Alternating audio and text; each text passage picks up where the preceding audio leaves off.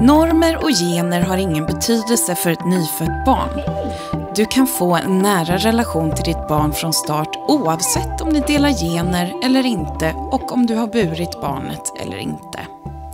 Under graviditeten hamnar fokus ofta på den som bär barnet och omgivningen kan ibland se den födande som barnets huvudförälder, framförallt under den första tiden. Du som ska bli förälder men inte själv burit barnet kanske funderar kring hur du ska kunna känna dig trygg, behövd och lika viktig som förälder. Sådana funderingar kan finnas i alla olika familjer men kan bli tydligare när någon saknar genetisk koppling till barnet eller om ni är fler än 2 föräldrar. Här kommer lite tips på hur ni som nyblivna föräldrar ska kunna skapa en relation med barnet och känna er trygga. Lär känna barnet tillsammans redan från början. Hur signalerar bebisen att den är hungrig, trött eller behöver en ny blöja? Hur vill ert barn bli hållet om det har ont i magen? Ett barn har ett eget språk och personlighet redan från födseln och ni föräldrar lär er lättast att förstå och tolka ert barn genom att vara nära. Om du som fött barnet är hemma själv med barnet första tiden, dela med dig av det du lärt dig om barnet under dagen till övriga föräldrar. Det lilla barnet kan ha ett stort behov av närhet och kroppskontakt och närheten hjälper er att lära känna varandra och barnet att knyta an till dig som förälder. Hitta stunder att vara med ditt barn, ha ögonkontakt och prata med barnet, till exempel när du byter blöja. Du kan också bada barnet eller bada tillsammans med barnet i ett badkar. Du som inte bär barnet kan skapa relation med barnet redan innan det föds.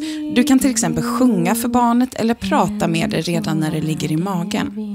Sjung sedan samma sång när du sen ska trösta eller söva barnet eller när ni bara är nära varandra, hud mot hud. Barnet hör dig när det ligger i magen och känner igen din röst när det föds.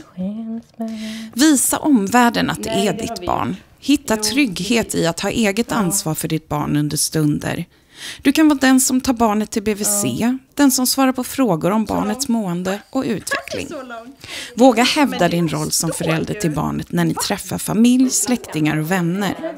En tydlig signal är att köra barnvagnen eller att bära barnet när ni träffar andra. Dela upp ansvaret för bebisen under kortare stunder. Man kan behöva lite tid för sig själv. En del tycker det är skönt att få en paus från föräldraskapet medan andra blir stressade av att vara ifrån barnet. Det kan räcka att vara i varsin del av rummet eller hemmet för att få lite distans. Det finns mycket att göra för att öka känslan av ett jämlikt föräldraskap. Dela nätterna, blöjbyten men också de mysiga stunderna. Ni avgör tillsammans hur ni bäst delar upp ansvaret. Testa och se vad som funkar för er.